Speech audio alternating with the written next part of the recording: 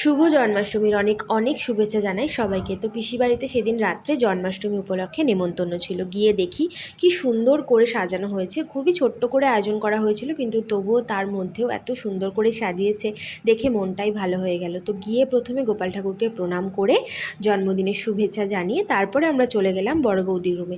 ওখানে গিয়ে আমরা তিন বোন মিলে গল্প করছিলাম, আর একজন তো শুয়েই পড়েছে কারণ খিদে পাচ্ছিল খুব। সত্যি কথা বলতে আমারও খুব খিদে পাচ্ছিল, কারণ অনেকটা রাত হয়ে গিয়েছিল।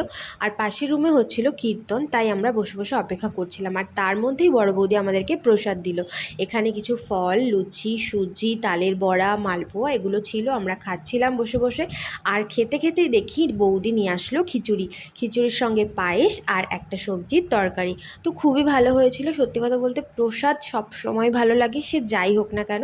তারপরে আমরা সবাই মিলে খেয়ে দিয়ে এইবার আমরা বাড়ি যাব। তার আগে একটুখানি আয়নার সামনে ভালো করে নিজেকে দেখে নিলাম। তো